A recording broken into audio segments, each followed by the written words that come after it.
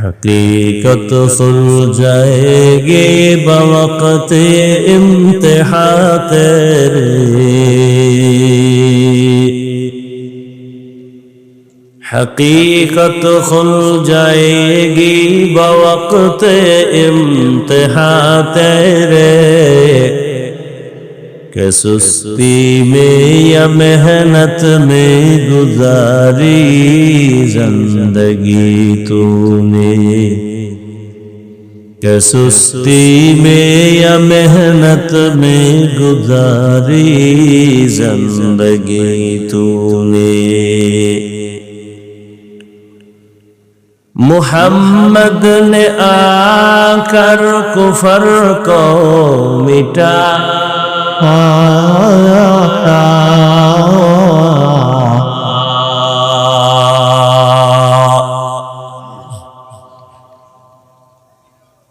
मुहम्मद ने आकर कुफर को मिटाया,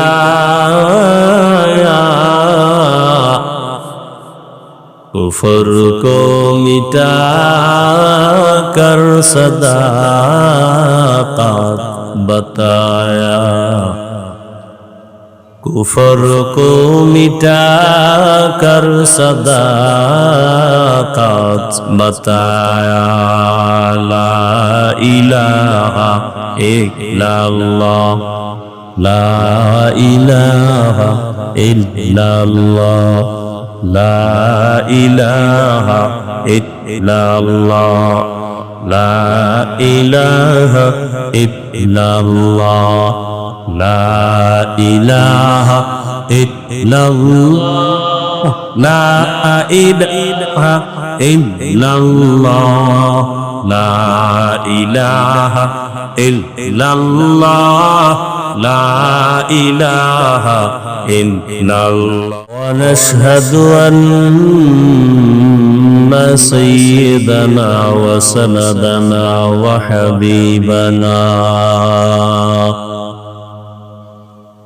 وحبيب ربنا وطبيبنا وطبيب قلوبنا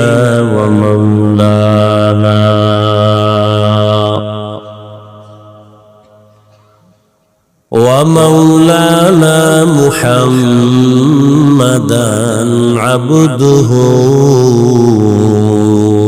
ورسوله، أرسله بالحق بشيرا ونذيرا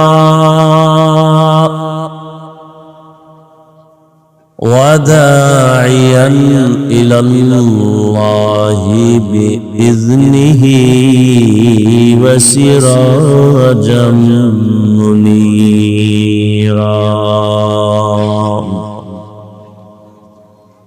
اللهم صل على محمد النبي الأمي وعلى آله وسلم تسليما. وبعد، فأعوذ بالله من الشيطان الرجيم. بسم الله الرحمن الرحيم.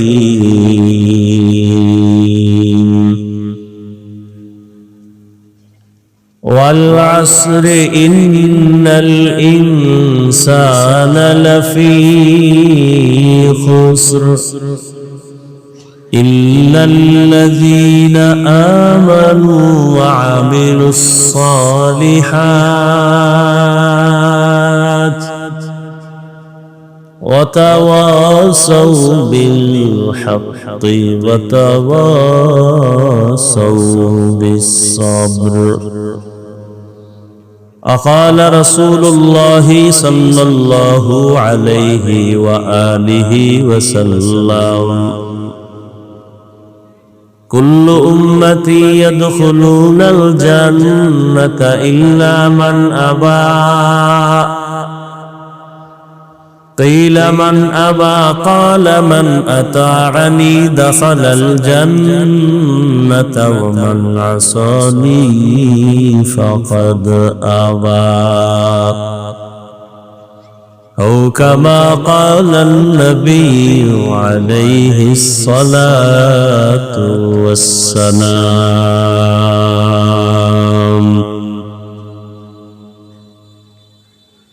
صدق الله مولانا العظيم وصدق رسوله النبي الأمي الكريم ونحن على ذلك من الشاهدين والشاكرين والذاكرين والحمد لله رب العالمين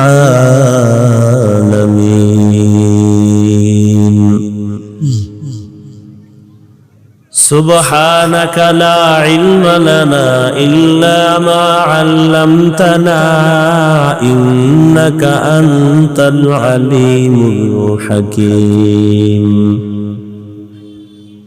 رب اشرح لي صدري ويسر لي أمري واحلل عقدة من لساني يفقه قولي दुरुफ़शानी ने तेरे क़त्रों को दरिया कर दिया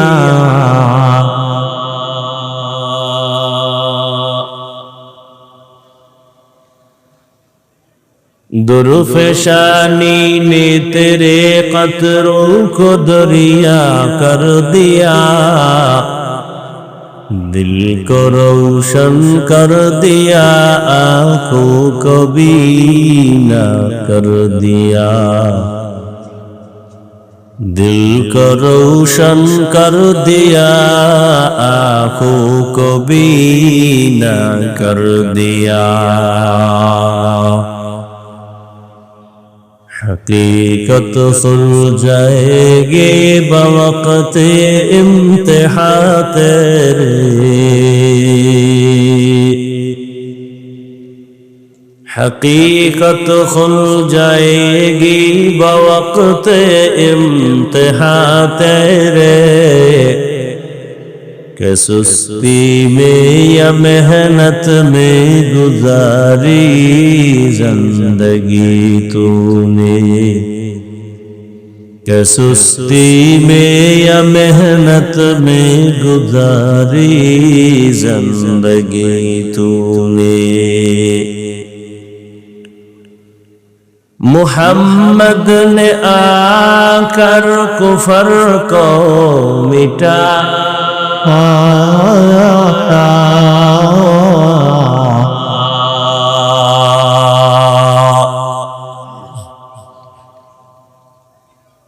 मुहम्मद ने आकर कुफर को मिटाया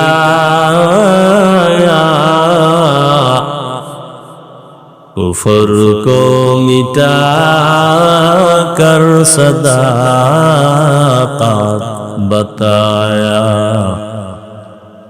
कुफर को मिटा कर सदाक़त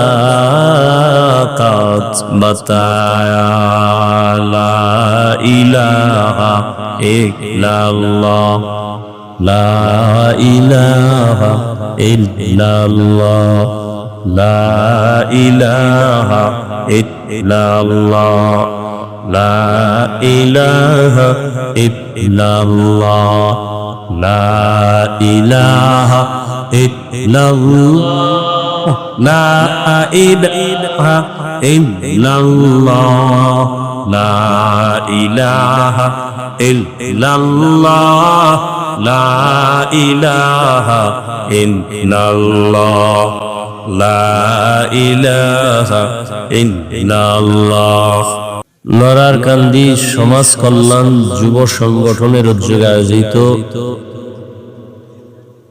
2 দিন ব্যাপী বার্ষিক ওয়াজ মাহফিল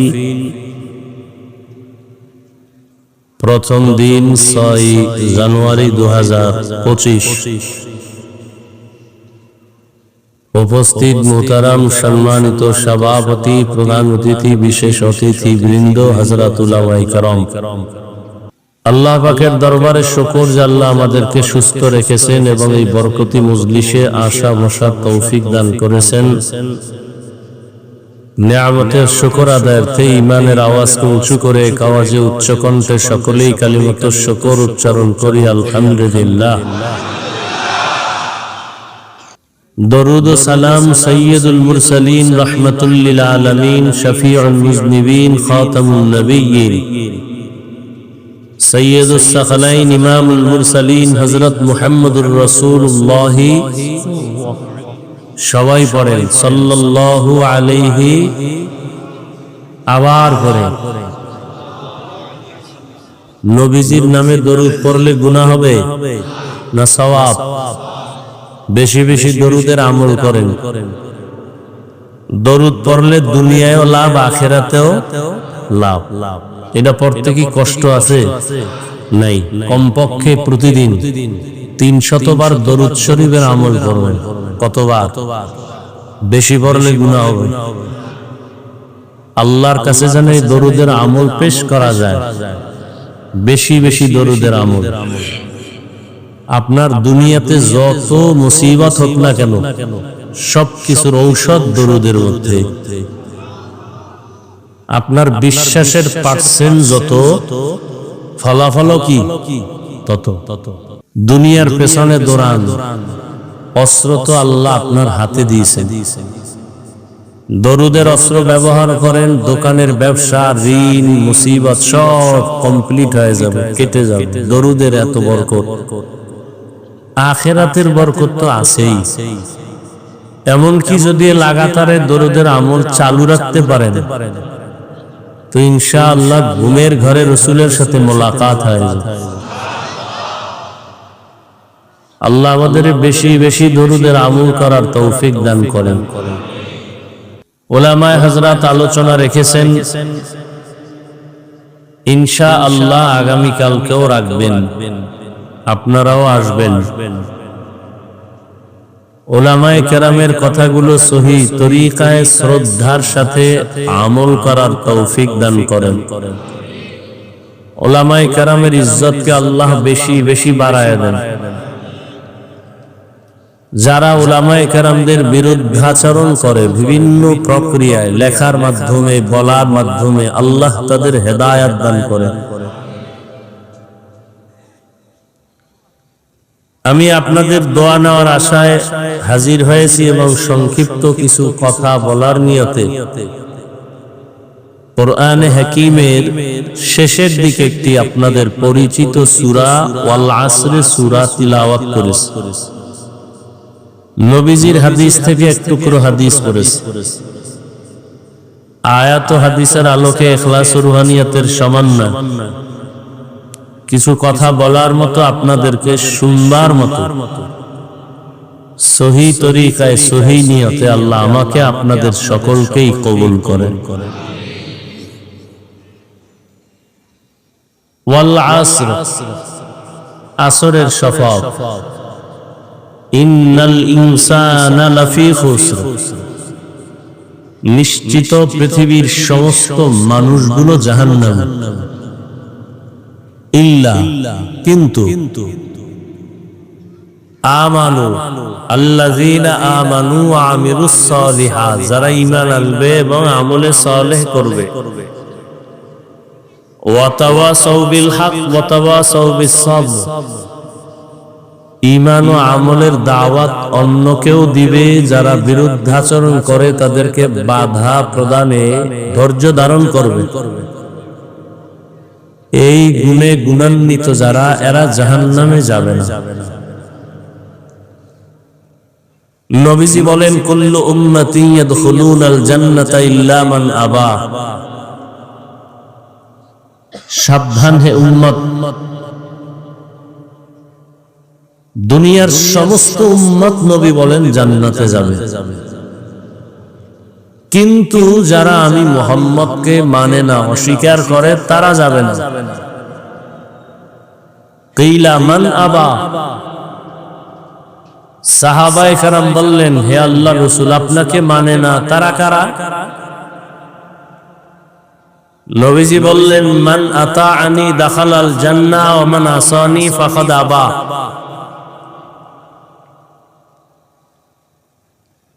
যে আমার আনুগত্য করে, অনুসরণ করে, সে জান্নাতে যাবে, যে অনুসরণ বিরোধিতা করে সে জাহান্নামে যাবে।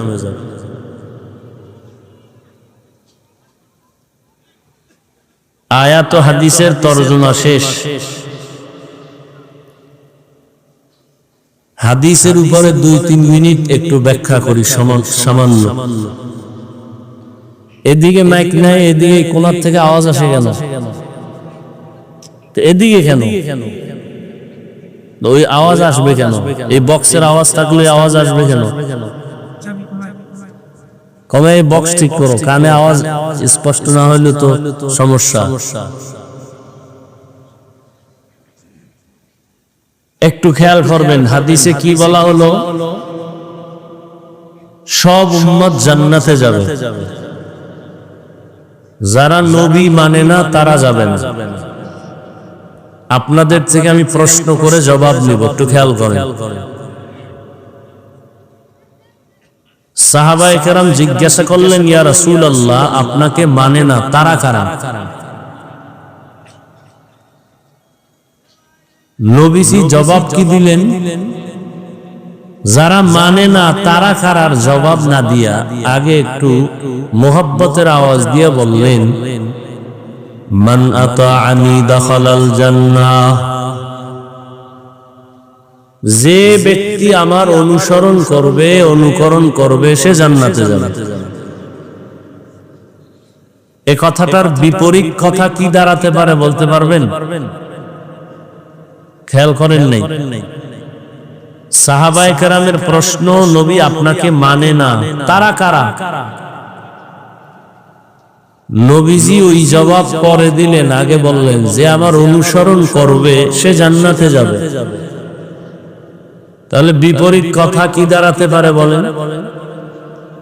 যে নবীজির অনুসরণ করবে না সে জাহান্নামে যাবে, তাই তো?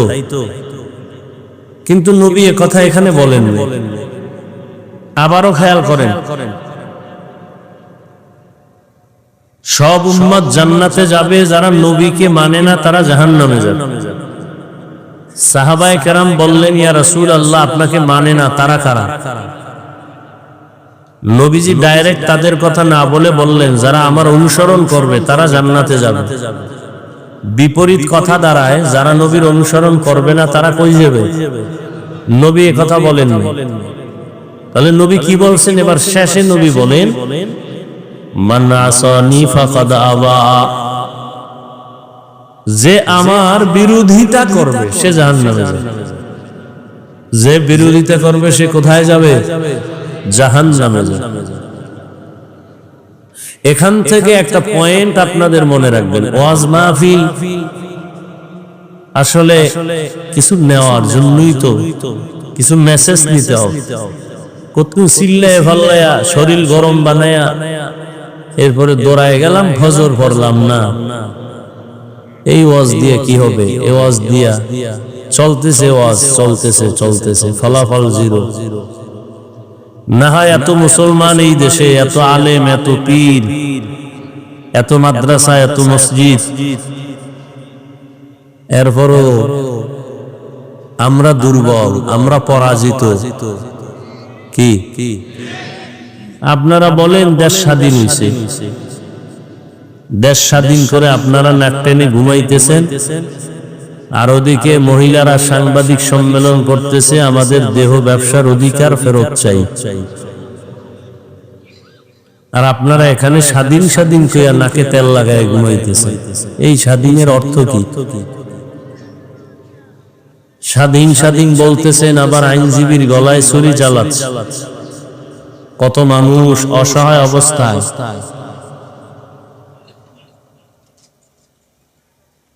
বড় কঠিন এক পরিস্থিতি আমাদের জীবনের উপর অতিবাহিত হতে চলছে। আর প্রত্যেকের হাতে তো জাহান্নামের ফ্যাক্টরি, মেডিসিন। কি সবার বাচ্চাও এই নিয়ে ব্যস্ত, বাবাও ব্যস্ত, মাও ব্যস্ত, সন্তানেরাও ব্যস্ত, হুজুরও ব্যস্ত, ইমাম সাহেবও ব্যস্ত, মুক্তাদিরাও ব্যস্ত। Mobile mobile mobile. আল্লাহ সবাইকে হেদায়েত দান করেন। ছুরি একটা হাতে নিয়ে নিজের গলা কাটা, এটা ডাইরেক্ট দেখতে খুব খারাপ। আমাদের এই সমস্ত অঞ্চলে তো দোতলা ঘর হয় কাঠের, তারা মোবাইল চালায়।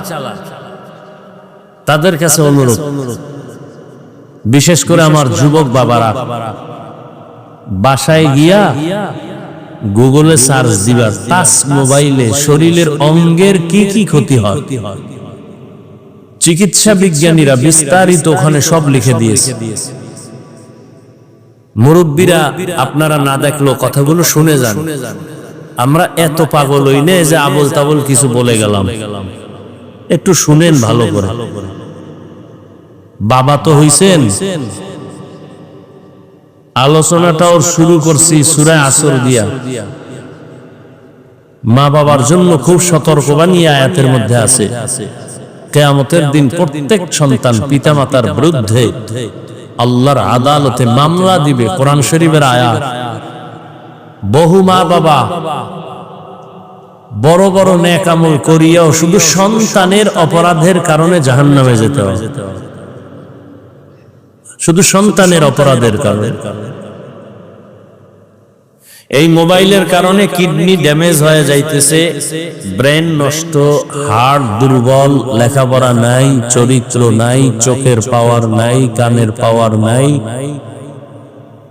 এই মোবাইলের কারণে কত সন্তানের সাথে মা বাবার দূরত্ব, স্ত্রী স্বামীর মাঝে দূরত্ব। এই মোবাইলকে কেন্দ্র করে কত সন্তান মায়ের সাথে বেয়াদবি, বাবার সাথে বেয়াদবি, ছাত্র হলে শিক্ষকের সাথে বেয়াদবি, উম্মত হলে আলেমের সাথে বেয়াদবি। এই একটা মোবাইলকে কেন্দ্র করে কত সন্তান মায়ের টাকা চুরি করে, বাবার টাকা চুরি করে, না দিলে বন্ধুর পকেট কাটে, না দিলে দোকানে চুরি করার সম্মিলিত চক্রান্ত করে।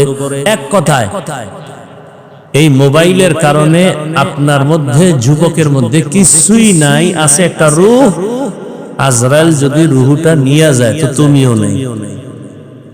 তাহলে মোবাইল কি পরিমাণ ক্ষতি করছে, যা ভাষা নাই বলার। কিন্তু বাবাও বাধা দেয় না, মাও বাধা দেয় না। বলার দায়িত্ব আমার, বলে গেলাম, মানবেন কিনা সে দায়িত্ব আপনার। আল্লাহ একটা বেহেশতের বাগানে নিয়ে আসছেন, এটা বড় দয়া। কিন্তু কপাল পুরাটা ভালো করতে পারলেন না। বেহেশতের বাগানে বৈশাও মোবাইল নিয়ে ছবি তুলতেছেন, যেটা সম্পূর্ণ গুনাহের কাজ। দুনিয়ার কোন মুফতি সাহেবের বাবারও ক্ষমতা নাই এটাকে উল্টায় বলবে। সরকারের বিশেষ কোন প্রয়োজনে অথবা মদিনার অর্ডারে ছবি তোলা জায়েজ, সওয়াব না, জায়েজ। জায়েজ মানে সওয়াব না। ঠেকায় পড়ছেন, এখন কি করবেন? কহে এটা করা জায়েজ। আর একটা হলো জায়েজ না করা ভালো। যেমন আপনার মইরা যাবেন অবস্থায় এখন আপনার মরা গরু ওখানে আছে, তো মরাটা তো খাওয়া হারাম। জান বাঁচানোর জন্য যদি আপনি মনে করেন তাহলে এটা জায়েজ, আপনার জন্য এটা আবশ্যকীয় না, জায়েজ। চাইলে আপনি এটা গ্রহণ করতে পারেন। কিন্তু বেহেশতের বাগানে যে এমনি এমনি ছবি তুলেন, এটা হারাম, হারাম, হারাম, কবিরা গুনাহ, কোনো সন্দেহ নেই। করতেছেন, আমরা আপনাদের সাথে ঝগড়া করি না। যাও বলি, খুব নরম হইয়া বলতেছি, যাতে আপনার অন্তরে গিয়া ধাক্কা না লাগে, বাড়ি না লাগে, কষ্ট না পান। এরপরও কষ্ট পেয়েই যান। এরপর আবার ফাঁকে ফাঁকে কই আল্লাহর রাস্তে মাফ করে দিয়েন, বেয়াদবি নিয়েন না। আর কিভাবে বুঝাবো বলেন তো? এখানে আমার ব্যক্তিগত কি স্বার্থ? কোনো স্বার্থ নাই। স্বামী আর স্ত্রীর মাঝে আজকে দেওয়াল হয়ে গেছে, দেয়াল, পর্দা, এই মোবাইল। মা বাবা সন্তানের মাঝখানে আজকে দেয়াল হয়েছে ঝগড়ার, এই মোবাইল। তাজা তাজা প্রাণ কেড়ে নিয়েছে এই মোবাইল। বেহেশতের বাগানে বসছেন, করতেছেন মোবাইল হাতে নিয়ে কবিরা গুনাহ। আপনার কত ভাব তা তো বলাই যায় না, কি ভাবে আপনি আছেন, খুব পাওয়ার নিয়ে বসছেন। আপনি বলবেন পাশের এক বন্ধুরে, এত হুজুর ওয়াজ করে কেউর লাগে না, ওনার এত লাগে কেন? এই ওনারে বাদ দাও। আমগো আকাম বাদ দেওয়া যাবে না, হুজুর বাদ দাও, আমগো আকাম চলুন। ওয়াজ উপলক্ষে মার্কেট, দোকানপাট, বেলুনের দোকান, খেলনার দোকান, সেখানে আবার আলাদা আরেক জগৎ। এটা বেহেশতের জগৎ, এটা জাহান্নামের জগৎ। ওখানে মেয়েরাও ঘুরে, যুবকেরাও ঘুরে, যুবতীরাও ঘুরে, নারী পুরুষ ঘুরতেছে। তাহলে 2 দিন ব্যাপী বেহেশতের বাজার, ঠিক ঠিক পাশে আছে জাহান্নামের বাজার। কি ওখানের এই কবিরা গুনার দায়ভার কারণে হ্যাঁ এক জায়গায় গিয়া দেখি বয়ান কততম, 22তম তাকে বার্ষিক মাহফিল। কমিটির লোকেরা ডাকলাম। কারা কমিটির? সভাপতি, সেক্রেটারি, 5টা 6টা ইলো। নামাজও পড়ে না, দাড়িও রাখে না। তুমি 22 বছর ওয়াজ করাও, তোমার হেদায়েত হয় না কেন? কিসের ওয়াজ করাও? মানুষকে দেখাও বাপ, মাস্তানি, বাহাদুরি। যে আমরা 3 দিন ওয়াজ করি, আর এক দল চেয়েছে কঠিন ভাবে আমরা 4 দিন করাও। ওরা কোন বক্তা আছে? এই লেভেল, আমরা হাই লেভেলের বক্তা নিয়ে দেখাই দিতেছি। দেখায় দাও, অন্য বয়ান চলে, হেদায়েতের বয়ান চলে। গাছ ভালো হলে ফল ভালো হবে।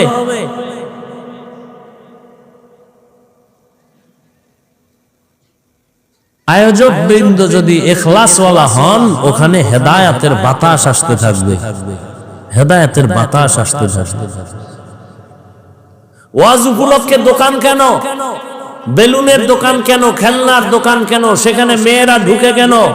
বেপরদায় কবিরা গুনাহ, তাজা তাজা কবিরা গুনাহ হয় কেন? কি প্রয়োজন? এখান থেকে রাজুর তো দূরে না, মাদারীপুর দূরে না, প্রয়োজনে সেখানে যাও। হ্যাঁ, 2-1টা চায়ের দোকান, বিস্কিটের দোকান থাকতে পারে। খেলনার দোকান কেন? বেলুনের দোকান কেন? সেখানে আবার মেয়ে ছেলে যাবে কেন অবাধে? এই বেহেশতের বাগানে কি হলো? শুধু এখানে কি, সব জায়গা, সারা দেশের এই হাল। শুধু বাংলাদেশে যুবকেরা লিখে রাখিস, একটা জায়গা আমার দৃষ্টিতে পাইছে, বাংলাদেশ লক্ষ লক্ষ মানুষ সেখানে থাকে, 1 দিন 2 দিন 3 দিন 4 দিন, শত শত দোকান, একটা খেলনার দোকান নাই। লক্ষ লক্ষ মানুষ সেখানে থাকে, বয়ান শুনে। কেন একটা বাচ্চা মেয়েকেও 3-4 দিন ওই পুরো অঞ্চলে খুঁজে পাওয়া যাবে না। একটা জায়গা আছে বাংলাদেশে যেটার নাম শুনলে তোর ঘুম হারাম হয়ে যায়, কলিজা জ্বলে। আব্রসি না? কোথায়? দুনিয়ার সব জায়গায় ঘুরলি, ওখানে যাইতে ভালো লাগে না? না, কত ডাকাত, কত সন্ত্রাসী তসবিহ হাতে নিয়ে, পাগড়ি নিয়ে জিকিরের লাইনে দৌড়াচ্ছে, আর তুমি এখানে ফেসবুকে বিরোধিতা করো না? মহলায় তোমার কপালটা আলাদা বানাইছে, যে কারণে রসুলের বয়ানেও কালেমা পড়ে না। কেমন কফা! যেই রসুলের চেহারা মোবারক দেখলেই মোহাব্বত লাগায় জাহান্নাম হারাম, সেই রসুলকে 1 দিন 2 দিন না 13 বছর পর্যন্ত দেখলো, বয়ান শুনলো, কালেমা কপালে আসলো, এর নাম কফাল। এই নিকৃষ্ট বেঈমানকে জানেন? যে রসুলকে 13 বছর দেখলো, যে নবীকে দেখলে পেটের ক্ষুধা থাকে না, এত বরকতি নবী আমার, সেই রসুলকে 13 বছর দেখেও কালেমা পড়ে না, নিকৃষ্ট এই বেঈমান কে? আর অন্যদিকে 27 বছরের একটা যুবক তরবারি নিয়ে দৌড়ায়, নবীকে জবাই করে ফেলল। কয় বছরে? নবীরে দেখেই তরবারি ফালায় কয় নবী মাফ করে দেন, কালেমা পড়ে। এর নাম কফা। তো নবী বললেন সব উম্মত জান্নাতে যাবে, যারা আমাকে মানে না তারা যাবে না। সাহাবায়ে কেরাম বললেন ইয়া রাসূলুল্লাহ, আপনাকে কারা মানে না, অস্বীকার করে, তারা কারা? রহমতের নবী বললেন আমার অনুসরণ যিনি করবে তারা জান্নাতে যাবে, যারা বিরোধিতা করবে তারা জান্নাত পাবে না, জাহান্নামে যাবে। এখান থেকে আমরা কি শিক্ষা পেলাম এইটা বুঝাইতে গিয়ে দূর আসলাম যে অশুনা না, কিছু নিতে হবে। গুনাহ নিয়ে ঢুকছি, গুনাহ মুক্ত হয়ে বের হবে, এই নিয়ত নিয়া কয়দিন আর বাহাদুরি করবেন? যারা দুনিয়া দুনিয়া দুনিয়া দুনিয়া জিকির করে, কই যারা দুনিয়া চায় এরা দুই চায়, দুই দুনিয়ার পিছনে যারা আখেরাত বাদ দিয়া দৌড়ায়, কয় জিনিস চায়? একটা চায় সম্মান, আর একটা চায় শান্তির জীবন। কিন্তু দেখেন তো প্রত্যেকটা দুনিয়াদারের সম্মানও নাই, শান্তির জীবনও। মাইয়ার জ্বালা, বোলার জ্বালা, বউয়ের জ্বালা, বাইরের জ্বালা, ভেতরের জ্বালা, মামলার উপর ঝামেলা, হামলা, এই ঝামেলা। এরপরে বিল্ডিং উঠাইছে, লাফটি ঘুমাইতে পারে না, এখন বিল্ডিং থুয়ে জঙ্গলে ঘুমা। একবার ফুলের মালা, ফাইনালে জুতার মালা। এই সম্মান দিয়ে কি লাভ হবে? আমি কি বানায় বলতেছি? এর চেয়ে তো খেরের ঘর ভালো। হ্যাঁ, মনে রাখবেন, শিক্ষা নেন। টাকা দিয়ে সম্মান কিনলে প্রথমে ফুলের মালা, ফাইনালে কি? যারা দুনিয়া দুনিয়া করো, কত উপরে উঠছো বলো তো? আর আমরা যারা আখেরাত আখেরাত করি, আমরা কত নিচে নামছি বলো তো? আল্লাহ হেদায়েত দান করুন। মান কানা ইউরিদুল আজিলাতা আজ্জালনা লাহু ফিহা মা নাশাউ লিমান নুরিদ সুম্মা জাআলনা লাহু জাহান্নাম ইয়াসলাহা মাযমুমান মাদহুরা। যে দুনিয়া চায় আল্লাহ তাকে দ্রুত দুনিয়া দিয়া দেয়, কিন্তু পরিণাম ফলে তার জন্য জাহান্নাম। আল্লাহর নবী বলেন যারা আমার বিরোধিতা করবে তারা জাহান্নামে যাবে। এখান থেকে আমরা দুইটা সবক নিয়ে নেই। এ দুনিয়ায় যারা নবীর আদর্শ মানে না তারা দুই দলে ভাগ হয়ে আছে।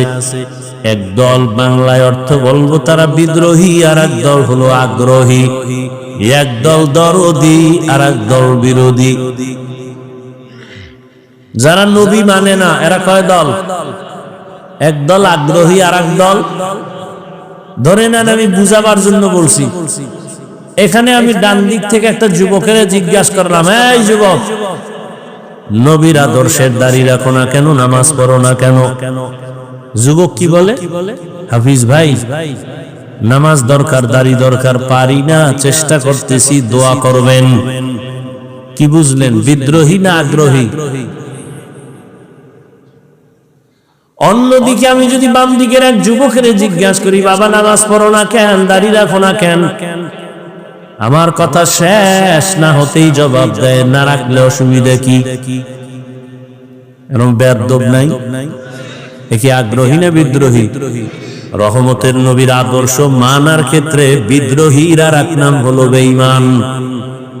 খুব বুঝেন, কিন্তু আরো বুঝেন। একটা ছেলে দাড়ি রাখে না, তাকে গালি দেওয়া যাবে না। আগে বুঝতে হবে ওই যুবকটা কি আগ্রহী না বিদ্রোহী। একজনে নামাজ আদায় করে না, তাকে গালি দেয়া যাবে না। আগে বুঝতে হবে লোকটা কি আগ্রহী না বিদ্রোহী। আগ্রহী বান্দা মুমিন, বিদ্রোহী বান্দা বেঈমান। আরো স্পষ্ট করে বললাম, যারা নবীর আদর্শে দাড়ি রাখে না তাকে গালি দেওয়া যাবে না।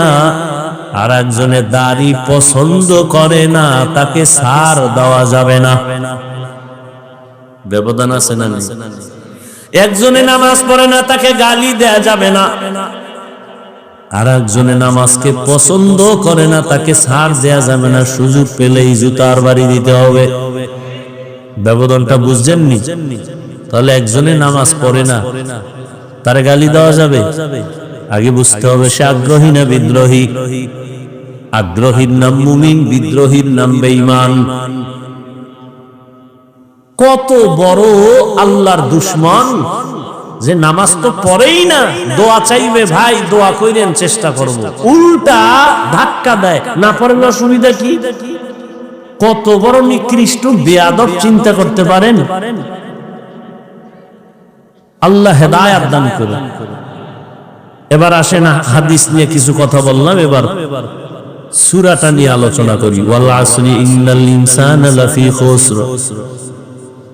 সাউন্ডটা আর সুন্দর হয় না, এর মিক্সার মেশিন নাই তো এরকম কেন রিভার্ব দিতে পারেন না? ইকো জানো না? মানুষের বডির জন্য রুহু আসল, রুহু নাই, এ বডির কোনো কি নাই। আমাদের বয়ানের এই লাইটও দরকার নাই, প্যান্ডেলও দরকার নাই। আমাদের মূল বয়ানের রূহ বাহ্যিক দৃষ্টিতে হলো সাউন্ড, আর বাকি গায়েবী যেটা সেটা আল্লাহর রহমত। বুঝেন না কথা? এজন্য বারবার বলে, আপনাদের তো হয়তো একদিন দুই দিন, আমাদের তো প্রতি রাত চিল্লেই তো হয়। টাইম মতো ঘুম না থাকলে, খানা না থাকলে, এবার এতগুলো মানুষকে আবার বয়ান করে শোনানো, আর জার্নি তো কি কষ্ট। এরপরেও চলতেছে চলতেছে, আল্লাহ যতক্ষণ চালাবেন চলবে। এজন্য একটু বেশি এটার দিকে খেয়াল রাখা উচিত। রাখি বলি, আপনারা হয়তো অনেকে অনেক কিছু ভাবেন, বেয়াদবি মাফ করে দিন। ওয়াল আসরি ইন্নাল ইনসানা লাফি খুসর। সূরাটা সকলের পরিচিত একটি সূরা। পর্দার আড়ালের মা বোনেরা এই সূরাটা কোরআন শরীফ পড়তে না জানলেও শুনতে শুনতে মুখস্থ হয়ে গেছে। সূরাটা ছোট কিন্তু পাওয়ার অনেক বড়। চার মাযহাবের চার ইমামের এক ইমাম হলেন ইমাম শাফিঈ রাহমাতুল্লাহি আলাইহি। তিনি বলেন, আমার আল্লাহ কোরআনে হাকিমের মধ্যে অনেকগুলো আয়াত নাযিল করেছেন। আম্মা জান আয়েশা রাদিয়াল্লাহু আনহার প্রসিদ্ধ বর্ণনা মতে কোরআনের আয়াত সংখ্যা হলো ৬৬৬৬। ইমাম শাফিঈ রাহমাতুল্লাহি আলাইহি বলেন, আল্লাহ পাক শুধুমাত্র ওয়াল আসরি সূরাটাই যদি দিতে, আর অন্য কোন আয়াত যদি আল্লাহ অবতীর্ণ নাও করতেন, আর দুনিয়ার সব মানুষ যদি ওয়াল আসরি সূরাটার উপরে জীবন চালাইতো, বিনা হিসাবে জান্নাত পেয়ে যাইত। এবার বুঝেন সূরাটার পাওয়ার কত। সূরাটার শুরুতে রব্বে কারীম কসম করেছেন ওয়াল আসর, আসরের শাফাত। ইন্নাল ইনসানা লাফি খুসর। আল্লাহ তাআলা সূরাটার শুরুতে আসরের শাফাত করলেন। এই রকম এখানে না, অনেক জায়গায় আমার আল্লাহ শপথ করে করে সূরা নাযিল করেছেন। ওয়াস সামাঈ যাতিল বুরুজ ওয়াল ইয়াউমিল মাউউদ ওয়া শাহিদিন ওয়া মাশহুদ ওয়াশ শামসি ওয়া দুহাহা ওয়াল কমারি ইযা তালাহা ওয়ান নাহারি ইযা জাল্লাহা ওয়াল লাইলি ইযা ইয়াগশাহা والتين والزيتون وطور سينين وهذا البلد الأمين। বারবার আল্লাহ শপথ করেছেন। আমরাও একে অন্যের সাথে কথায় এক সময় এক পর্যায়ে মাঝে মাঝে কসম করি না? একজনের আমি একটা কথা বললাম, সে বলে কথাটা এমন না, আমি বললাম এমনই, কয় মানি না। আমি বললাম কসম মেনে নে, কসম খেয়ে বলছি হ্যাঁ এখন মানি। তাহলে আমরা যে কসম খাই, আমাদের কসমের কারণ হলো সন্দেহ দূর করা। ও রাজৈরের মুসলমান ও যুবক, জবান খুলে একটু জবাব দেও, আল্লাহর কোরআন সত্য নাকি মিথ্যা? দুনিয়ার সব মানুষ যদি আল্লাহর কোরআন মানে তাহলে সত্য, না, না মানলেও সত্য। এই কালামে জিন্দা কুরআনে হাকিম, হিকমতে উলায়া জালাসতু কাদিম। এই জায়গাটা খালি কেন? সামনে এত জায়গা খালি কা?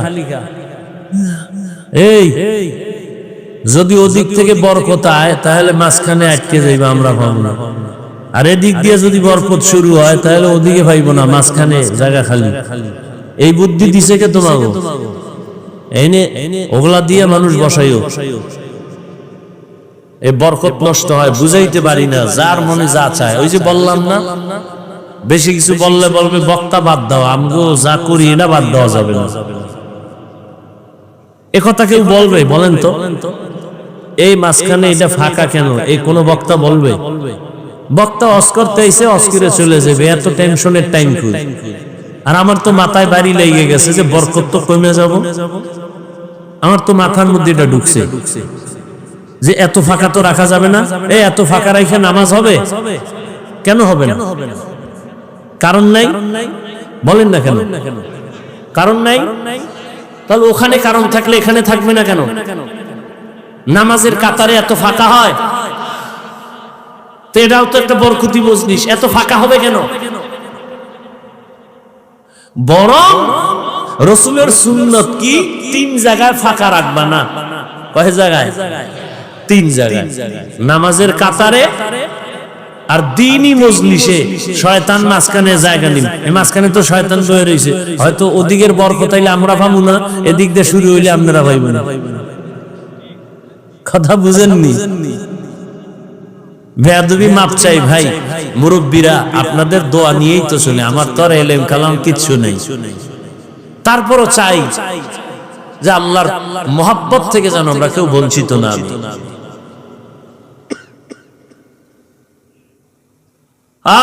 আল্লাহ সবাইকে সহিহ বুঝ দান করে।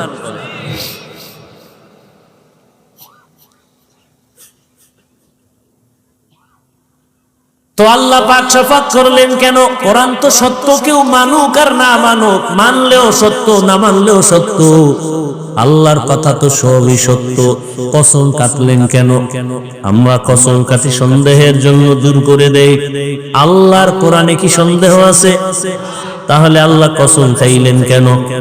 বারবার কসম খাইলেন। 3 কসম, জৈতুনের কসম, তুরে সিনার কসম, নিরাপদ শহর মক্কা নগরীর কসম কেন খাইলেন? এর বিস্তারিত কথার সংক্ষিপ্ত জবাব হলো, আল্লাহর সব কথাই সত্য, গুরুত্বপূর্ণ, তবে কসমের কথাটা আরো গুরুত্বপূর্ণ বুঝাবার জন্য। 2 নাম্বার কথা হলো, আল্লাহ যেই জিনিসের উপর কসম করবেন ওই জিনিসটা অনেক দামি, এটা বুঝাবার জন্য। যেমন আল আসর, আসরের শপথ করলেন, আসর বড় দামি একটা সম্পদ। আসমানের কসম করেছেন, আসমান বড় একটা অমূল্য সম্পদ। জমিনের কসম খেয়েছেন, জমিন বড় দামি একটা সম্পদ। সূর্যের কসম খেয়েছেন, সূর্য বড় দামি একটা সম্পদ।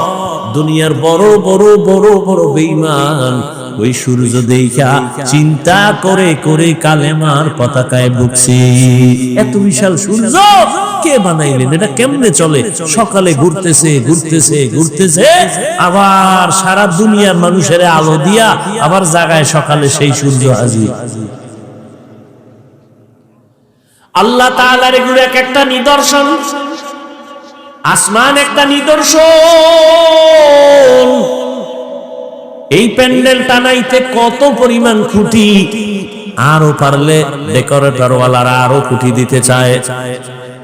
এই প্যান্ডেলে এতগুলো খুঁটি যদি দেওয়া লাগে, আল্লাহর আসমান 7টা আল্লাহ টানায় রাখছেন, কোনো খুঁটির কোনো প্রয়োজন হলো না। নিচের থেকে খুঁটি নাই, উপর থেকে রশির কোনো টানাও নাই। এগুলো জ্ঞানী যারা ভাবতে থাকবে আর বলবে, রব্বানা মা খালাকতা হাযা বাতিলা সুবহানাকা ফাকিনা আযাবান নার। আল্লাহ তুমি অনর্থক কিছু বানাও নাই। আসরের শপথ করে আল্লাহ বুঝাইলেন, আসর বড় দামি। এটাকে তুমি যদি দাম দাও তো তোমারও দাম বেড়ে যাবে। এরপরের কথাগুলো আরো গুরুত্বপূর্ণ। আল্লাহ বলেন ইন্নাল ইনসানা লাফি খুসর। কসম খাইয়া কথাটার গুরুত্ব বাড়াইলেন, আবার ইন্না নিশ্চয় তাকিদ দিলেন। সব দুনিয়ার মানুষ অবশ্যই জাহান্নামী। দেখেন তো, একদিকে কসম খাইলেন, আবার তাকিদ দিলেন দুইটা।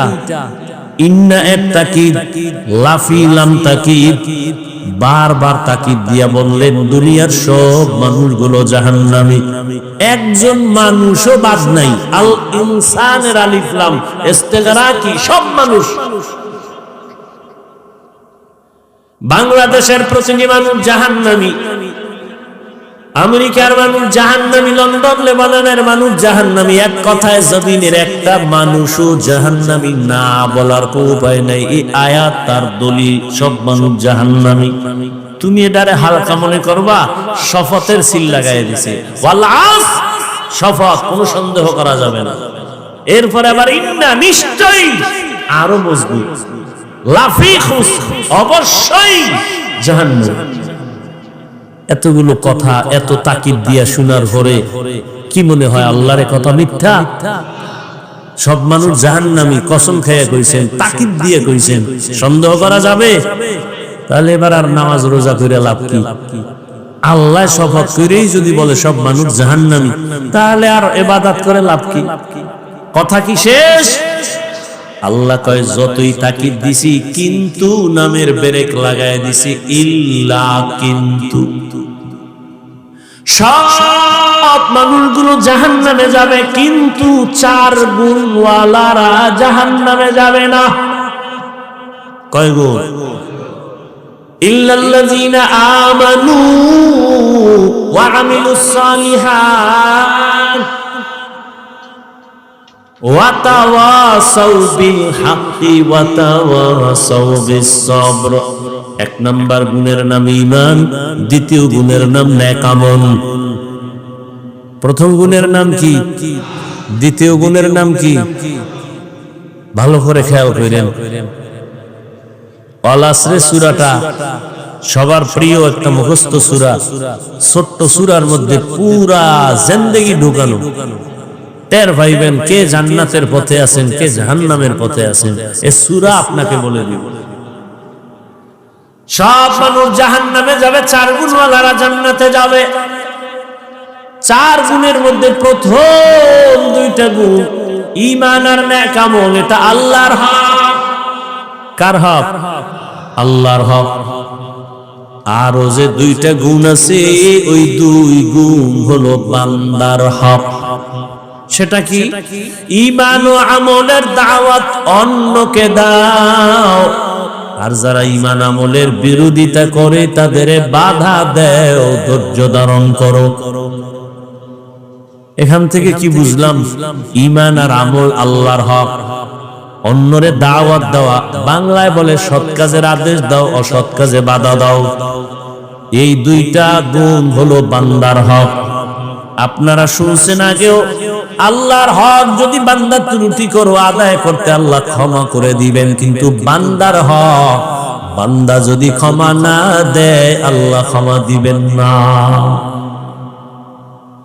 তাহলে যারা আমরা ঈমানওয়ালা, আমলওয়ালা, আমাদের মাত্র আল্লাহর হক আদায়ের পথে আমরা আছি, ঈমান আছে, আমল আছে, মাত্র আল্লাহর হক আদায়ের পথে আছি।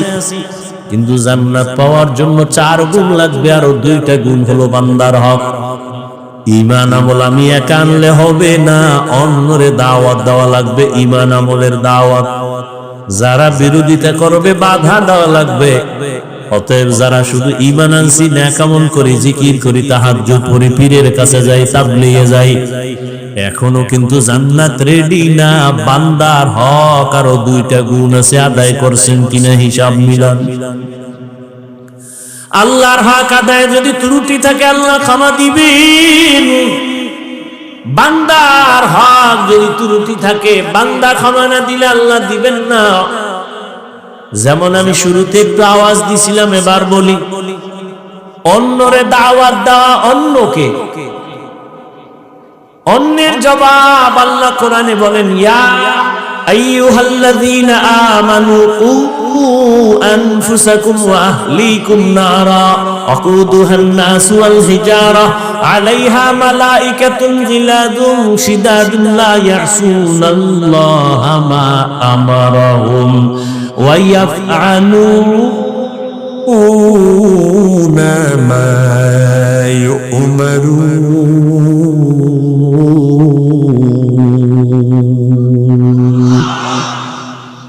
আল্লাহ বলেন, ও মুমিন, জাহান্নাম থেকে নিজেকে বাঁচাও, তোমার আহালকে বাঁচাও। প্রত্যেক মা বাবার জন্য আহাল তার সন্তান, স্বামীর জন্য আহাল তার স্ত্রী, শিক্ষকের জন্য আহাল তার ছাত্র, ইমাম ও খতিবের জন্য আহাল মসজিদের মুসল্লি, ওয়ার্ডের মানুষ, মেম্বারের আহাল, চেয়ারম্যানের আহাল, ইউনিয়নের মানুষ, সরকারের আহাল গোটা দেশবাসী, ওলামায়ে কেরামের আহাল গোটা দুনিয়ার মুসলমান উম্মত। মা বাবা জাহান্নাম থেকে নিজেকে বাঁচাবেন, তারপরের দায়িত্ব আপনার সন্তানের বাঁচাবেন। স্বামী, আপনি জাহান্নামের আগুন থেকে নিজেকে বাঁচাবেন, তারপরের দায়িত্ব স্ত্রীকে বাঁচাবেন। শিক্ষক, জাহান্নামের আগুন থেকে নিজেকে বাঁচাবেন, তারপরে দায়িত্ব আপনার আহাল ছাত্রকে জাহান্নামের আগুন থেকে বাঁচাবেন। ইমাম খতিব সাহেব, জাহান্নামের আগুন থেকে আগে নিজেকে বাঁচাবেন, দ্বিতীয় দায়িত্ব আপনার আহাল মুসল্লিদেরকে জাহান্নামের আগুন থেকে বাঁচাবেন। এবার অন্য অন্য মানে আহাল, মা বাবার আহাল সন্তান। ও মা বাবা, আপনি নামাজ পড়েননি, রোজা রাখেননি, পর্দা করেননি, এটা আল্লাহর হক। এরপরে আপনার সন্তান, এরা যারা, এদের নামাজের দাওয়াত দিছেননি। নিজে পর্দা করেন, সন্তান পর্দা করে কিনা খবর নিছেননি। কিয়ামতের দিন আল্লাহ সন্তানদের ডাকবেন আর জিজ্ঞাসা করবেন, এই সন্তান, নামাজ পড়ছনি? বলে পড়ি নাই। রোজা রাখছনি? বলে রাখি নাই। কেন? এবার সন্তান বলবে, আমার কোনো দোষ নাই, আমি দুধের দোয়া। তো সমস্যা কি? আমার আব্বা আম্মা সব ঝামেলা। তাই বলে, দলিল কোরআনের আয়াত, সূরা আহজাব 67 নম্বর আয়াত। সন্তান বলবে, রব্বানা ইন্না আতা'না সাদাতানা ওয়া কুবরানা ওয়া কুবরানা ফাআদাল্লুনাস সাবিলা। ও আল্লাহ, আমি বেনামাজি হই নাই, আমার মা বাবা আমারে বেনামাজি বানাইছে। রমজানে আমার আম্মা মাঝে মাঝে বলতো, সাহারি খাইয়া রোজা রাখ। আব্বাজান কইছে, খবরদার, চেহারা নষ্ট হয়ে যাবে। এরম বাপ নাই? রোজা রাখলে কি নষ্ট হবে? ওই আব্বাজানের জিজ্ঞাসা করতে মনে চায়, এই বাপ নামের কলঙ্ক, রোজা রাখলে চেহারা নষ্ট হবে? এবার তাকায় দেখো, মোবাইল চালাইয়া সারা রাত রুমের মধ্যে গুনা কইরা কইরা চেহারা ভাঙছে। এটা ঠিক কর? সারাটা রাত তোমার সন্তান দরওয়াজা জানালা বন্ধ করে মোবাইলের দিকে তাকাইয়া তাকাইয়া কবিরা গুনাহ, কবিরা গুনাহ, কবিরা গুনাহ দেখে দেখে চেহারার মধ্যে নূর নাই, চেহারাটা নষ্ট। তোমার এই সন্তানের চেহারাটা ভালো বানাইবা কেমনে? বিয়ার আগেই চেহারাটা নষ্ট হয়ে গেল, যৌবনও শেষ, জীবনও শেষ। বাবায় বাধা দিল, সন্তান মানবে না, কারণ যেই সময় বাধা দেওয়ার নিয়ম ছিল সেই সময় মা বাবায় আদর দিছে, আরো করো, সময় মতো বাধা দেয়। দুনিয়াটা উল্টে গেছে কেমনে জানেন? প্রত্যেক সন্তান মা বাবারে ভয় করবে, আর এখন উল্টা মা বাবা সন্তানের ভয় করে, কখন পিডায়। প্রত্যেক ছাত্র শিক্ষকের ভয় করবে, কিন্তু এখন শিক্ষক ছাত্রকে ভয় করে, কখন বেদবি করে। লিকুলি শাইইন জিনাতুন ফিল ওয়ারা ওয়া জিনাতুল মারই তামামুল আদাবি আজ খোদা কা ইমে তৌফিকে আদব বেআদব মাহরুম গাশত আজ ফজলে রা। ও পর্দার আড়ালের আম্মা জানেরা, ও আমার বৃদ্ধ বাবাজি, কিয়ামতের দিন সন্তান মা বাবার বিরুদ্ধে আল্লাহর আদালতে আরজি পেশ করবে, হে আল্লাহ আমার মা বাবা নামাজের তালিম আমারে দেয় নাই, রোজার কথা বলে নাই, ওয়াজ মাহফিলে মাঝে মাঝে বাবায় যাইতো আমারে দাওয়াত দেয় নাই, আমার আব্বা জান জুমার নামাজে যাইতো কখনো জুমার নামাজে আমারে ডাকে নাই। এবার আল্লাহ কইব ঠিক আছে সব মাইনে নিলাম, তুই বাবার কারণে বড় নাই, আচ্ছা তোরে আমি একটা বিবেক দিছিলাম ভালো মন্দ যাচাই করা, কাহা দিছিল। দেখো না কত সন্তান মা বাবা চায় না নামাজ পড়ুক, এরপরও মা বাবার কথা ডেং দিয়ে গিয়ে নামাজ পড়ে নাই। তা তুই বললি না কেন, ভালোটা গ্রহণ করলি না কেন? সন্তান বলবে আল্লাহ এটা আমার বিবেকের সাথে অন্যায় করে ফেলেছি। কথা হলো আমার তো এটা ইনসাফের আদালত, আজকে বিবেকের বিচার দাঁড়া। ইন্নাস সামআ ওয়াল বাসারা ওয়াল ফুআদ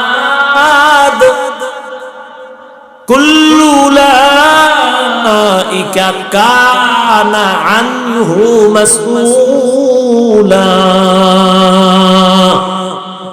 চোখের বিচার হবে, কানের বিচার হবে, দিমাগের বিচার হবে, বিবেকের বিচার হবে। আল্লাহ যখন এই কথাই বলবেন, সন্তান বলবে আমার একটা দাবি আছে। কি আছে?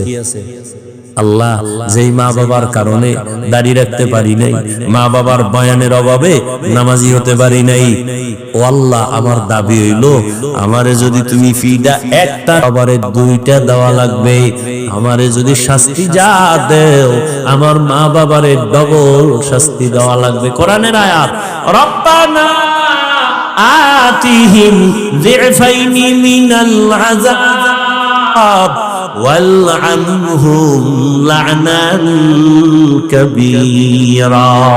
সূরা আহজাব 67 নম্বর আয়াত। মোবাইলে কোরআন শরীফ বাংলাটা ডাউনলোড কইরা সূরা আহজাবের 67 নম্বর আয়াতে সার্চ দিয়া ব্যাখ্যা দেখবেন।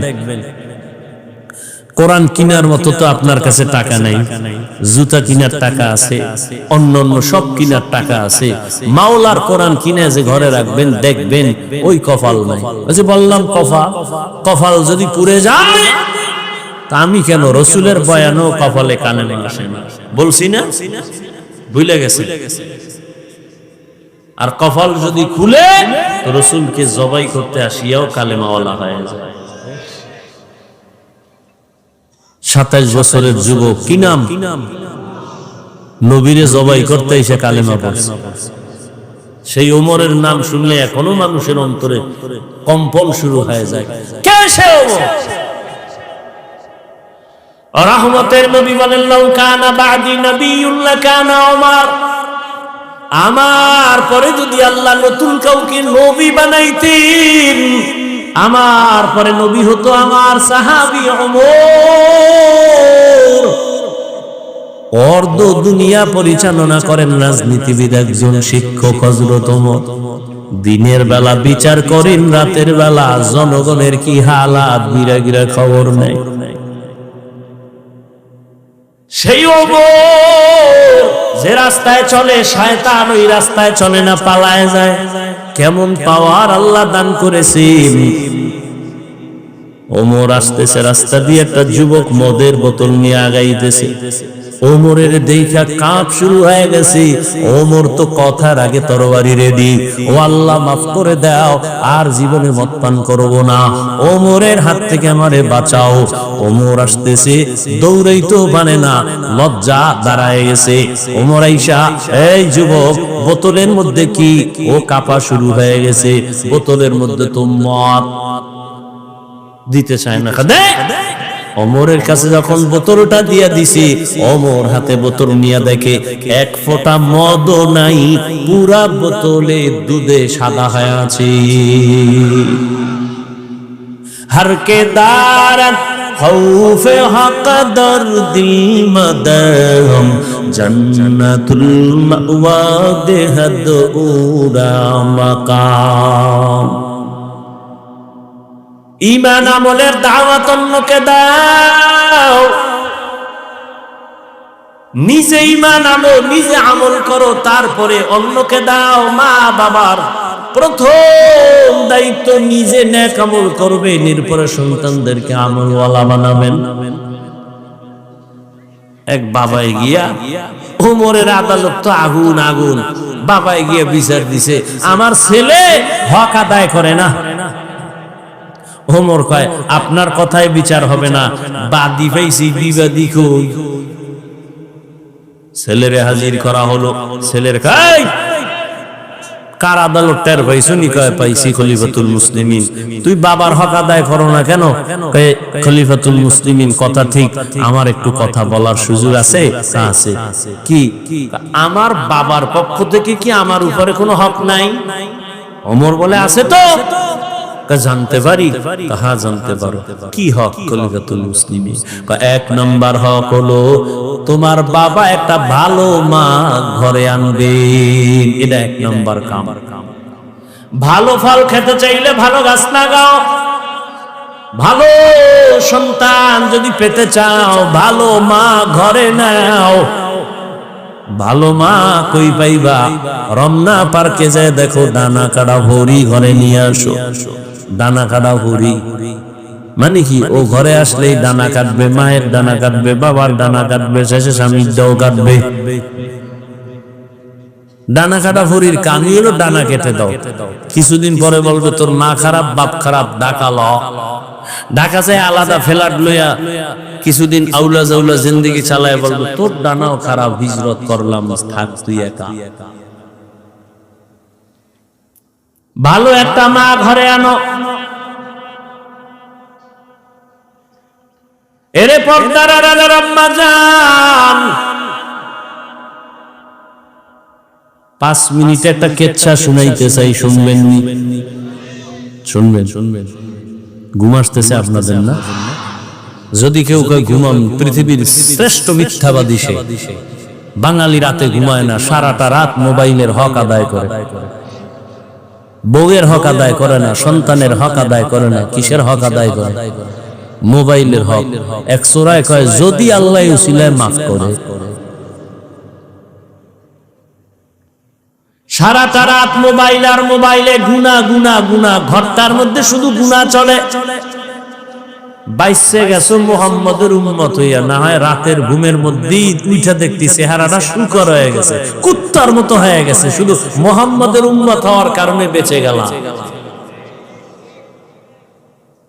অন্য নবীর উম্মতেরা গুনাহ করলে ঘুমের মধ্যে চেহারা পাল্টায় যাইত। তার থেকে গুনাহ তো তোমরা কম করো না, কিন্তু চেহারা কেন পাল্টায় না? রহমতের নবীর আমরা উম্মত, আর আমার আল্লাহ আমার নবীর এত মোহাব্বত করতেন। মুসা নবী আল্লাহর বন্ধু, ঈসা নবী আল্লাহর বন্ধু, আমার নবী আল্লাহর বন্ধু, সব নবী আল্লাহর বন্ধু। তবে সব নবীরা আমার আল্লাহর আশিক, আর আমার আল্লাহ হলেন মুহাম্মদের আশিক।